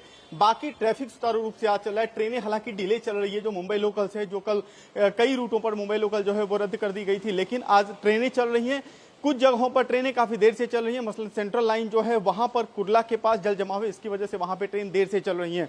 अगर आप जो है एयर ट्रैफिक की बात करें तो एयर ट्रैफिक की तरफ से भी फिलहाल इस तरह की कोई फ्लाइट रद्द होने की सूचना अभी तक फिलहाल नहीं दी गई है। तो कुल मिलाकर आप कह सकते हैं कि जो है चीजें रिस्टोर हो रही है। मुंबई धीरे धीरे करके रिस्टोर हो रहा है। सुबह में तो धूप भी कई जगहों पर दिखी थी। तो कुल मिलाकर जो है जो अलर्ट है वो आप रत्नागिरी या सिंधुदुर्ग जैसे इलाके जो कि कोंकण में आते हैं, जो कोंकण का तटीय इलाका है, वहां पे फिलहाल जो है जो मछुआरे हैं उनको एहतियात बरतने के लिए कहा गया है। हालांकि जो मुंबई के जो तटीय इलाके हैं, मसलन मरीन ड्राइव है या फिर जुहू बीच है, बैंड्रा बैंड स्टैंड है, जो समुद्र से सटे हुए इलाके हैं जहां पे आमतौर पर पर्यटक जाते हैं, वहां पे मुंबई पुलिस और BMC के लोग जो है रेस्क्यू ऑपरेशंस के लिए तैयार हैं कि किसी तरह की अप्रिय घटना वहां पर न हो। कुल मिलाकर मुंबई में अभी भी बारिश हो रही है, लेकिन हालात यहाँ पर सामान्य है। जी योगेश हमारे साथ डिब्रूगढ़ से मीरा भी जुड़ गई हैं। आपसे जानना चाहेंगे कि असम की अगर हम बात करते हैं तो विकराल रूप बाढ़ ने वहां पर दिखाया, लेकिन अब जो हालात हैं वहां पर कंट्रोल में हैं। मुख्यमंत्री ने इसका एक एक्सपर्ट ट्वीट भी किया। जी रमा, अभी जो है सिचुएशन असम में काफी सुधार है, क्योंकि कल से जो है बारिश में काफी गिरावट है, बारिश कम हो रहा है, जिसकी वजह से जो है नदियां में जो है वाटर लेवल कम हो रहा है। अभी जो लेटेस्ट रिपोर्ट आया उसमें जो है डिब्रूगढ़ का जो ब्रह्मपुत्र का पानी है जो अभी कंट्रोल में है, जो 105.24 सेंटीमीटर का है, जो कि अंडर डेंजर लेवल है, और बाकी सब नदियां में भी जो है कंट्रोल में आ रही है। और लेटेस्ट रिपोर्ट की अगर आप बात करें, जो पॉपुलेशन अफेक्टेड है उसमें भी काफी गिरावट है रमा, क्योंकि पिछले कल जो था 22 लाख था, आज जो है 18 लाख है, तो उसमें काफी गिरावट है। और लगातार जो विलेजेस अफेक्टेड है वो 3000 विलेजेस हैं। और अभी जो हाल ही में और एक सूचना आया है कि जो एम्बैंकमेंट ब्रीच हुआ था टेंगा घाट में, जिससे कि भारी नुकसान हुआ था, करीबन जो है काफी सारे गांव, टेंगा घाट एरिया जो डिब्रूगढ़ डिस्ट्रिक्ट में पड़ता है, उसमें काफी सारे डूब गए थे। वहां का जो एम्बैंकमेंट का काम है आज से शुरू हो गया है, और अनुमान ये लगाया जा रहा है कि 20 दिनों में जो है अगर मौसम सही अनुकूल रहा तो एम्बैंकमेंट वो जो है तैयार हो जाएगा, बन जाएगा, जो अभी कुछ ही दिन पहले टूटा था रमा। बिल्कुल सुमीरा, जिस तरह की स्थिति आप बता रही हैं, आपसे ये भी समझना चाहेंगे कि किस तरह के चुनौतीपूर्ण हालात वहां पर बने हुए थे, किस तरह से तेजी से काम किया गया, और जो तमाम एजेंसीज थी वहां पर राहत कार्य में जो अभी भी लगी हुई हैं, उनके सामने अभी भी किस तरह के चैलेंजेस हैं? देखिए रमा, चुनौतियां तो बहुत होती है बाढ़ प्रभावित इलाकों में, क्योंकि जो है एक तो पानी का स्रोत होता है और काफी घरों तक में पानी आ जाता है। तो इसीलिए जो है एनडीआरएफ, एसडीआरएफ की टीम लगातार माने ऑन ड्यूटी रहती है कि उनको जो है पानी से छुड़ाया जाए, बच्चे हो, बूढ़े हो, उनको अपने जान पे खेल के वो लोग नाव से हो या किसी भी ये से बचाते हैं वो लोग। और इवन कि इस बार जो है इंडियन एयरफोर्स ने भी सपोर्ट किया। इंडियन एयरफोर्स में जो है 12 मछुआरे जो फंसे हुए थे ब्रह्मपुत्र नदी में एक सैंडबार में, तो उनको भी बचाया गया। तो not only just NDRF, SDRF, local administration, but also Indian army, Indian air force की टीम भी लगकर पूरा मदद करती है, और लोगों को भी लाने में सहायता करती है। और लोगों के साथ प्लस एनिमल्स भी है, जो जानवर प्रभावित हुए हैं, जो बह जाते हैं, उनको भी रेस्क्यू किया जाता है। तो as per the latest report जो है, कल के रिपोर्ट के हिसाब से जो है करीबन 200 से ज्यादा एनिमल्स रेस्क्यू किए गए रमा, और 350 से ज्यादा लोगों को कल एनडीआरएफ और एसडीआरएफ की टीमों ने इवैक्यूएट किया। कल जो है 87 नाव लगाए गए थे, और मेडिकल टीम्स जो है 163 मेडिकल टीम्स लगाए गए हैं। बिल्कुल, योगेश भी हमारे साथ जुड़े हुए हैं। योगेश, आपसे जानना चाहेंगे, मुंबई में जो ये बारिश का तांडव होता है, ये नई बात नहीं होती है, हर बार इस तरह की चीजें निकल कर आती हैं। किस तरह के दिशा निर्देश भी जारी किए गए हैं? देखिए, मुख्यमंत्री ने खुद कल समीक्षा बैठक की है बीएमसी के अधिकारियों के साथ, जो कि यहाँ के स्थानीय निकाय है, जो कि जो सारी जमीन पे काम है, चाहे वो पेड़ों की कटाई हो, सड़क पर जल जमाव हो, या फिर साफ सफाई हो, या फिर पॉथहोल्स का इशू है, इन सब चीज़ों को जो बीएमसी देखते हैं उसके जो वरिष्ठ अधिकारी हैं उनके साथ मुख्यमंत्री की बैठक हुई थी। कल मुख्यमंत्री ने एक बयान भी जारी किया था, जिसमें कहा गया था, लोगों से अपील की गई थी कि वो अन्यथा घरों से नहीं निकले, अगर अति आवश्यक चीज़ें हैं तभी वो उसी स्थिति में घरों से निकले। इसके अलावा जो लोकल एडमिनिस्ट्रेशन है, हर जगह का, हर जिले में जो एडमिनिस्ट्रेशन है, मसलन सिंधुदुर्ग है, पुणे है, अहमदनगर है, मुंबई है, यहाँ पहले ही जो जिलाधिकारी हैं, जो कंपिटेंट अथॉरिटी है, उन्होंने स्कूल कॉलेजेस बंद होने की जो सर्कुलर ऑलरेडी जारी कर दी थी। तो कुल मिलाकर हर स्तर पर, चाहे वो सिविक बॉडीज हो, चाहे वो स्टेट गवर्नमेंट हो, या फिर सेंट्रल एजेंसियां हो, जिसमें कि डिफेंस फोर्सेज आते हैं, या फिर एनडीआरएफ की बात करें, एनडीआरएफ का डिप्लॉयमेंट ऑलरेडी हो चुका है। चाहे पालघर की बात कीजिए, पालघर में वसई, जहां पर आमतौर पर जल जमाव की समस्या रहती है, अप्रिय घटनाओं की खबरें भी कई बार आई हैं वसई से। इसके अलावा रत्नागिरी में अगर आप बात कर लिए, तो रत्नागिरी का जो कुदाल है, या फिर सिंधुदुर्ग का एरिया, जो कोस्टल एरिया है, कोल्हापुर जहां पे पंचगंगा नदी को लेकर हमेशा नजर बनी रहती है, हर जगह एनडीआरएफ की टीमें जो है वो तैनात है। अंधेरी और घाटकोपर, जहां घाटकोपर में पिछले दिनों घटनाएं भी हुई थी, हम सब जानते हैं, इन सब जगहों पर एनडीआरएफ की टुकड़ियां जो है वो वहां पे तैनात है। तो आप कह सकते हैं कि जो एजेंसीज हैं वो ऑलरेडी ऑन फुट हैं, ऑलरेडी जो है ऑन देयर टोज जो हम कहते हैं, वो सारे एजेंसियां जो स्टैंड बाय पे हैं और दिशा निर्देश जारी कर दिए गए हैं। योगेश, बहुत शुक्रिया, और सुबीना आपका भी बहुत शुक्रिया तमाम जानकारी के लिए। और अब बात करेंगे उत्तराखंड की, जहां मौसम विभाग ने अधिकतर जिलों में तेज बारिश होने की संभावना जताई है। आज देहरादून, उत्तरकाशी, टिहरी, रुद्रप्रयाग, पौड़ी, चमोली और ऊधम सिंह नगर में तेज गर्जन के साथ भारी बारिश हो सकती है। मौसम विभाग ने इन सभी जिलों के लिए भारी बारिश का येलो अलर्ट जारी किया है। उत्तराखंड में हो रही मूसलाधार बारिश के चलते 300 के लगभग सड़कें बंद हैं।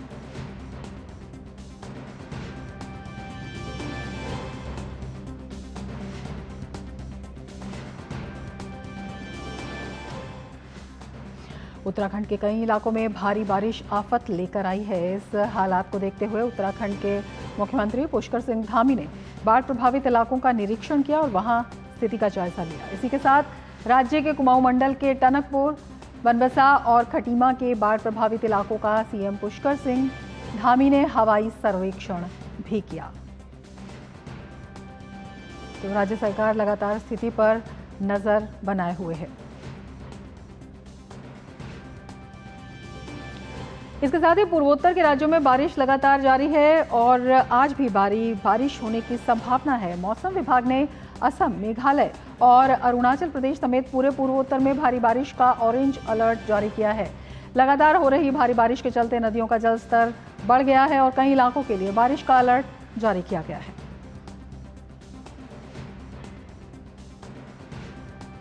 उधर मौसम विभाग ने अगले 2 से 3 दिनों तक बिहार की अलग अलग जगहों पर भारी वर्षा होने की संभावना जताते हुए ऑरेंज अलर्ट जारी किया है। बिहार में गंडक नदी का जलस्तर काफ़ी बढ़ गया है, जिससे गोपालगंज जिले में बाढ़ आ गई है। बाढ़ का पानी गांवों में घुस गया है, जिससे लोगों को घर से निकलने में काफ़ी परेशानी हो रही है। और राजस्थान भी इससे अछूता नहीं है। राजस्थान के उदयपुर के कई हिस्सों में भारी बारिश हुई। मूसलाधार बारिश के कारण सड़कों पर पानी भर गया। बारिश के कारण लोगों को घर से निकलने में दिक्कतों का सामना करना पड़ रहा है।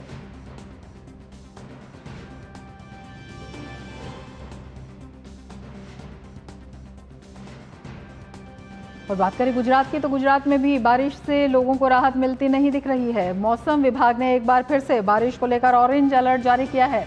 बनासकांठा, मेहसाणा में गरज के साथ बारिश का अनुमान है। वहीं अरावली और साबरकांठा, सौराष्ट्र और कच्छ में तेज हवा के साथ बारिश का अनुमान है। दक्षिण गुजरात में बारिश को लेकर ऑरेंज अलर्ट घोषित करने के साथ ही मछुआरों को समुद्र में न जाने की सलाह दी गई है। तो बारिश का कहर लगातार जारी है। गुजरात के ये दृश्य देख रहे हैं जहां पर भारी बारिश का दौर जारी है। कई जिलों में भारी बारिश का ऑरेंज अलर्ट है और मौसम विभाग का कहना है कि गरज और चमक के साथ वहां पर बारिश होगी। तो लगातार वहां पर बारिश हो रही है और बारिश का कहर लगातार जारी देश भर में। और ये दृश्य गुजरात के हैं जहां पर पानी भर गया है बारिश का, और देख सकते हैं बारिश के पानी की वजह से कितनी दिक्कतें हो गई हैं। हालांकि प्रशासन मुस्तैद है और तमाम तरह के कदम उठाए जा रहे हैं। आगे बढ़ेंगे। राष्ट्रपति द्रौपदी मुर्मू ने जम्मू कश्मीर के कठुआ जिले में जवानों पर हुए आतंकवादी हमले की निंदा की है। इसके साथ ही इस हमले में वीरगति प्राप्त जवानों के पीड़ित परिवारों के लिए भी संवेदना उन्होंने व्यक्त की है। सोशल मीडिया हैंडल एक्स पर राष्ट्रपति ने इसे एक कायराना हरकत बताया। राष्ट्रपति ने कठुआ आतंकवादी हमले की निंदा की और ये भी कहा कि इसके खिलाफ कड़े कदम उठाए जाने चाहिए। राष्ट्रपति ने अपनी संवेदनाएं बहादुरों के परिवारों के जवानों के साथ व्यक्त की।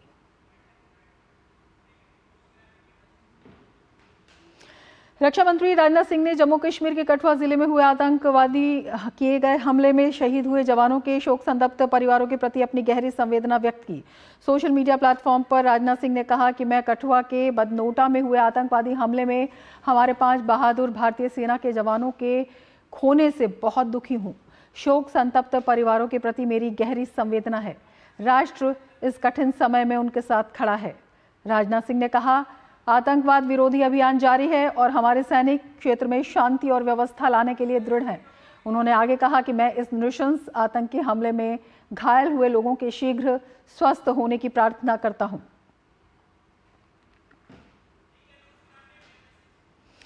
और अब बात पश्चिम बंगाल की। पश्चिम बंगाल में एक बार फिर महिला की पिटाई का मामला सामने आया है। सोशल मीडिया पर वायरल हो रहे एक वीडियो में कुछ लोग एक लड़की को बेरहमी से लाठी डंडों से पीट रहे हैं।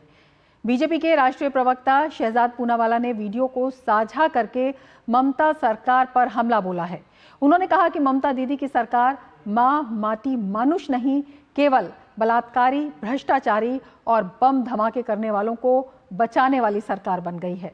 इसके साथ ही शहजाद पूनावाला ने विपक्षी खेमे की चुप्पी पर भी अफसोस जताया। उन्होंने कहा कि महिला सशक्तिकरण की बात करने वाले नेता इस पर चुप क्यों हैं। एक और तालिबानी वीडियो सामने आया है। इस बार चोपड़ा के बाद ये वीडियो आया है जिसमें दिखाई दे रहा है कि एक महिला को बेरहमी से पीटा जा रहा है, एक ऐसे व्यक्ति के द्वारा जो तृणमूल कांग्रेस के नेताओं का बहुत करीबी है। बताइए, इस प्रकार की घटना लगातार हो रही है। तालिबानी मुझे चाहिए, ये टीएमसी का मतलब बन चुका है और टीएमसी के विधायक नेता इसको डिफेंड भी करते हैं। पहले भी चोपड़ा वाली घटना को भी किया, संदेश खाली में जो हुआ उसको भी डिफेंड किया। सुप्रीम कोर्ट ने संदेश खाली पर फटकार लगाई है ममता दीदी की सरकार को। आज ममता दीदी की सरकार में मां माटी मानुष नहीं, केवल बलात्कारी बचाओ, भ्रष्टाचारी बचाओ और बम ब्लास्ट करने वाले लोगों को बचाओ बन चुका है। टीएमसी मतलब तालिबानी मुझे चाहिए, इसका परिचय है। पर दुख की बात यह है कि जो महिला सशक्तिकरण के लिए बहुत बोलते हैं, कुछ लोग मणिपुर पहुंच जाते हैं। राहुल गांधी वो जाएंगे क्या, मिलेंगे इस महिला से?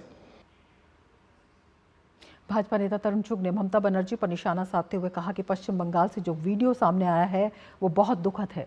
उन्होंने कहा कि ममता ने चंद वोटों के लिए तालिबानी नियम को बंगाल में लागू कर दिया। कमरावती नॉर्थ 24 परगना की जो वीडियो देखने को दिखी है वो बहुत दुखद है।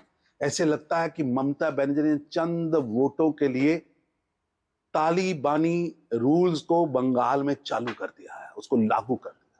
न्याय व्यवस्था चरमरा चुकी, लोगों का पुलिस प्रशासन से विश्वास उठ चुका है और वहां कंगारू कोर्ट चलाए जा रहे हैं जिनके ऊपर टीएमसी का आशीर्वाद है। ना खाता ना बही, जो तालिबानी सोच कहे वही सही, ये नहीं चलेगा। भारतीय जनता पार्टी के राष्ट्रीय महासचिव तरुण चुग ने राहुल गांधी के मणिपुर दौरे को लेकर जमकर निशाना साधा। चुग ने कहा कि राहुल गांधी को मणिपुर की शांति बर्दाश्त नहीं है। उन्होंने कहा कि राहुल गांधी को दूसरों को सलाह देने की बजाय कुछ दिन संदेश खाली, बंगाल और तमिलनाडु में बिताने चाहिए, जहां महिलाओं के खिलाफ अत्याचार हुआ है और हिंसा हो रही है। राहुल जी दूसरों को सलाह देने के बजाय कुछ दिन गुजारो तमिलनाडु में, जहां शराब, जहरीली शराब पीने से लगातार लोग मर रहे हैं। कुछ दिन गुजारो संदेश खली में बंगाल में, जहां हत्याएं हो रही हैं, बलात्कार हो रहे हैं। तलतला में गुजारो, कमरावती बंगाल में गुजारो, 24 परगना में गुजारो, जहां ममता दीदी ने तालिबानी शासन को फ्री हैंड दे रखा है, जहां न्याय व्यवस्था चरमरा चुकी, न्याय व्यवस्था को ठेंगा दिखाकर कंगारू कोर्ट चलाई जा रही है। हिमाचल प्रदेश विधानसभा में नेता प्रतिपक्ष जयराम ठाकुर ने मणिपुर की परिस्थिति के लिए अगर किसी को जिम्मेदार ठहराया तो कहा है कि वो कांग्रेस की सरकार रही है। प्रधानमंत्री और गृह मंत्री बहुत गंभीरता से मणिपुर की परिस्थिति को ठीक करने की दिशा में प्रयास कर रहे हैं। मणिपुर के बारे में क्या पूछना चाहते हैं?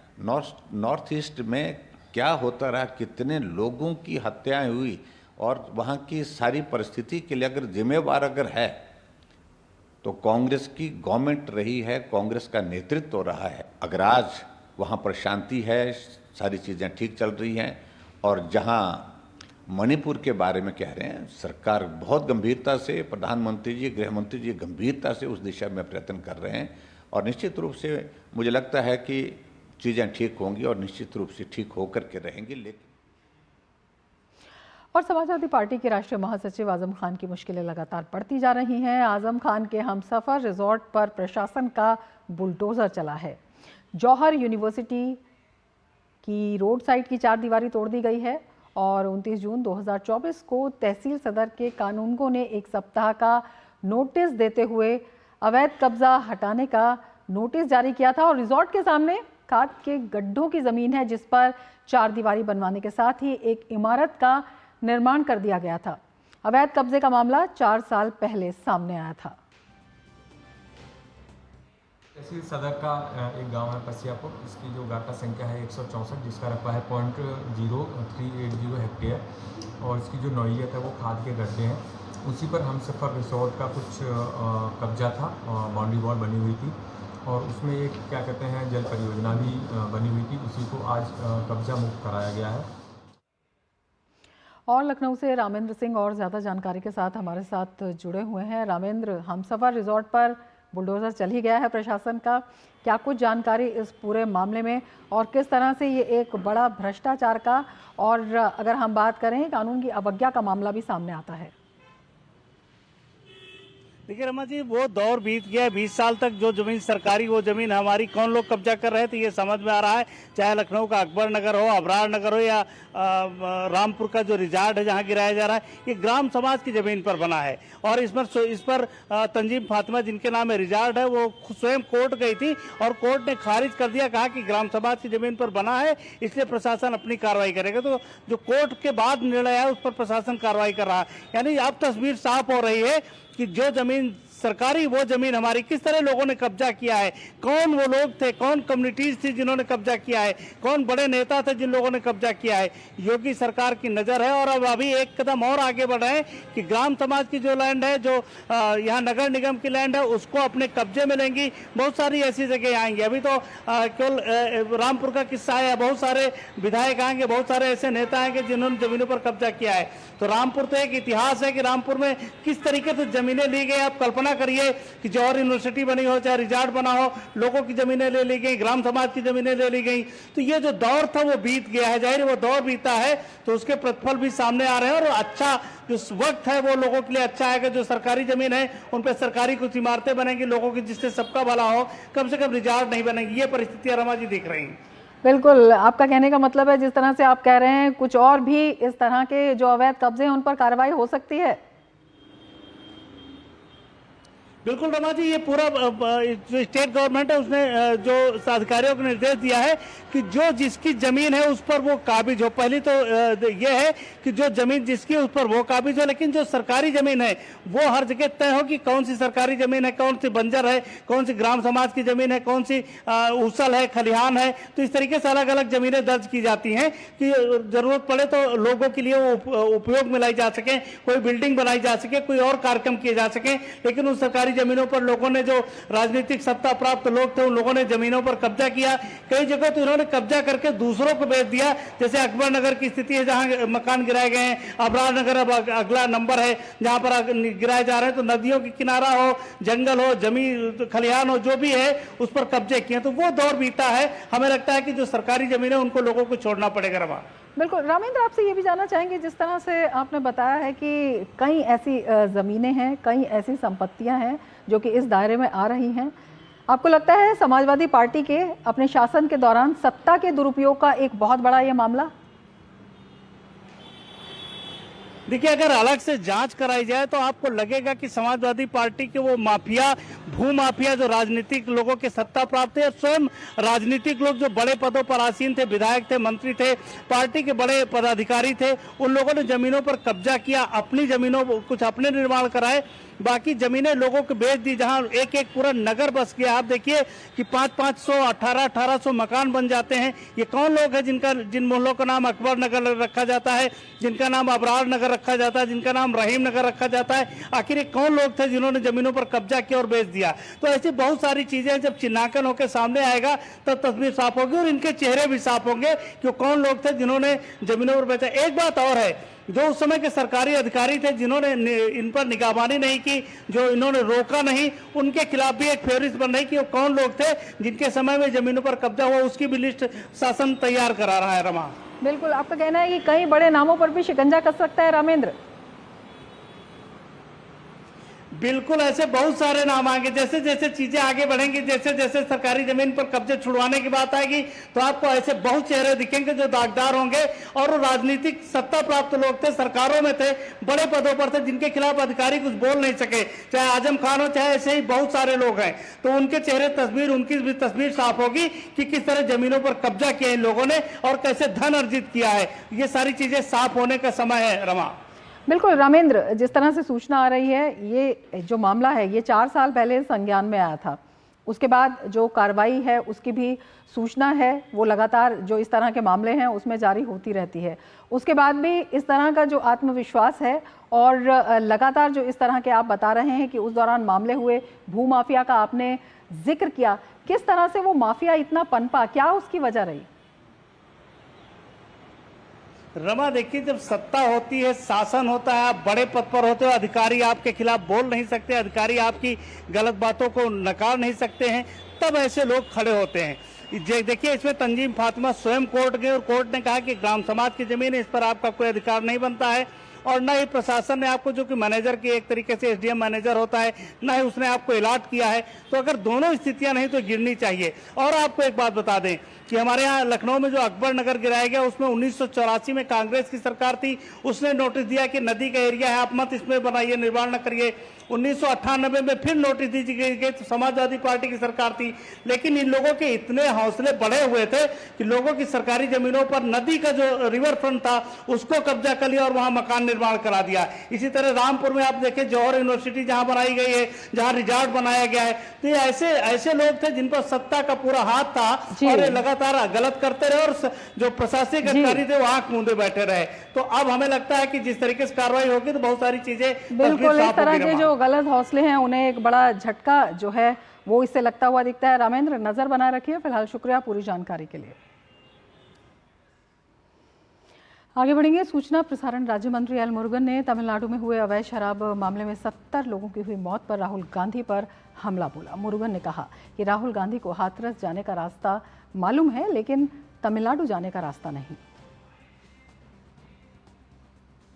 There was an incident in Kallakurichi, illicit liquor case. Almost nearly 70 people died in that incident. Almost more than 40 persons belongs to the scheduled caste community.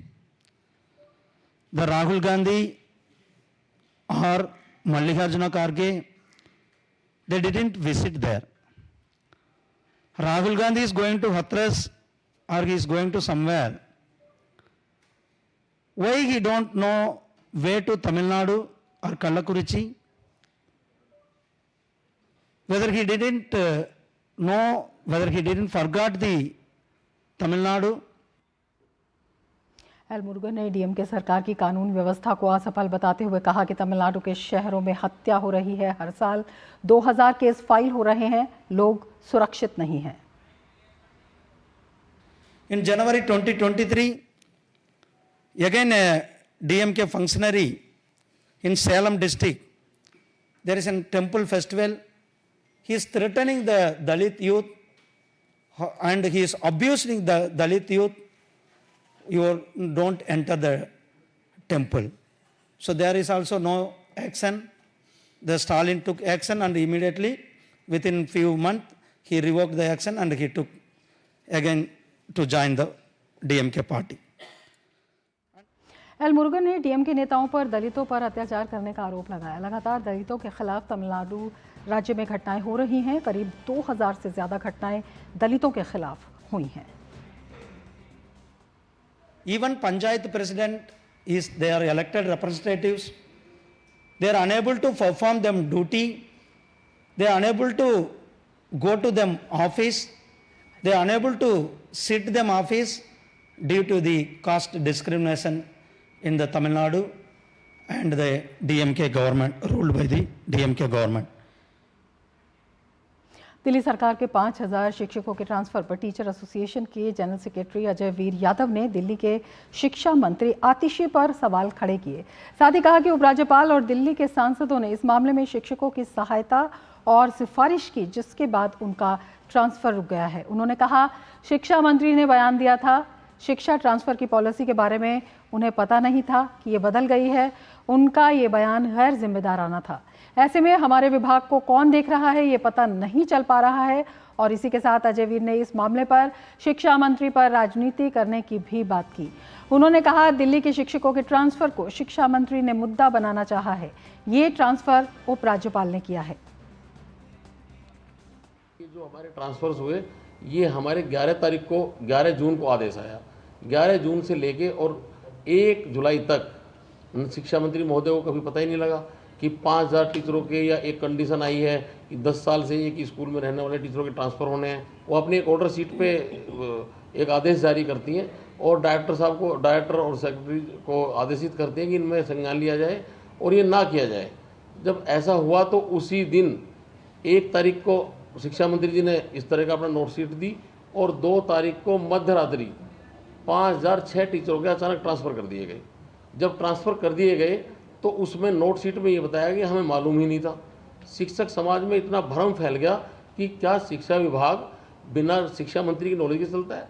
अगर उनको हमारे इतना ये नहीं पता कि 10 साल से एक स्कूल में कार्यरत टीचरों को ट्रांसफ़र किया जा रहा है तो क्या शिक्षा मंत्री महोदय को ये नहीं मालूम था। बीएसएफ जवानों ने पंजाब के तरन तारण जिले के सीमावर्ती इलाके में हेरोइन वाला ड्रोन बरामद कर निष्क्रिय किया। बीएसएफ ने एक ड्रोन की आवाजाही देखी जिसके बाद इसकी गतिविधि पर नजर रखी गई। इसके अलावा संदिग्ध इलाके में तलाशी अभियान चलाया गया। तलाशी अभियान के दौरान जवानों ने एक पैकेट में संदिग्ध हेरोइन के साथ एक ड्रोन को सफलतापूर्वक बरामद किया। बरामद ड्रोन की पहचान चीन निर्मित DJI AIR-3 के रूप में की गई है।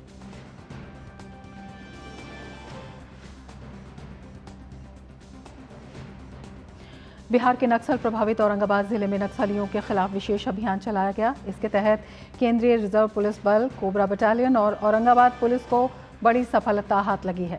48 घंटों से चल रहे मदनपुर के जंगलों और पहाड़ों पर जिला पुलिस तथा कोबरा के 205 बटालियन द्वारा सर्च अभियान के दौरान प्लांट किए गए 5 IED मिले। हालांकि टीम में शामिल बम निरोधक दस्ते ने सभी बमों को डिफ्यूज कर दिया। अभियान के बारे में मदनपुर के अनुमंडल पुलिस पदाधिकारी अमित कुमार ने बताया, ये IED काफी विध्वंसक थे। उन्होंने कहा नक्सलियों द्वारा इन्हें पुलिस और सुरक्षा बलों को तबाह किए जाने की मंशा के तहत प्लांट किया गया था, जिसे समय रहते नष्ट कर दिया गया। उन्होंने कहा यह अभियान आगे भी जारी रहेगा।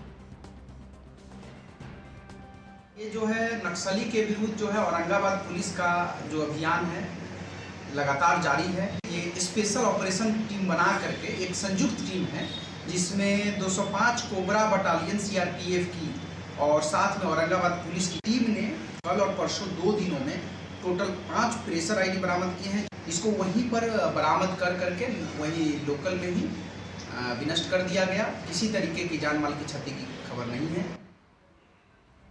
राष्ट्रपति द्रौपदी मुर्मू ओडिशा के दौरे पर हैं। इस दौरान उन्होंने भुवनेश्वर स्थित राष्ट्रीय विज्ञान शिक्षा एवं अनुसंधान संस्थान के 13वें स्नातक समारोह में भाग लिया।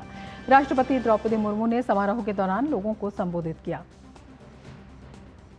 कार्यक्रम के दौरान राष्ट्रपति द्रौपदी मुर्मू ने कहा कि आज हमारी बेटियां हर क्षेत्र में आगे बढ़ रही हैं। भविष्य में बेटे और बेटियों के बीच असमानता दूर होगी।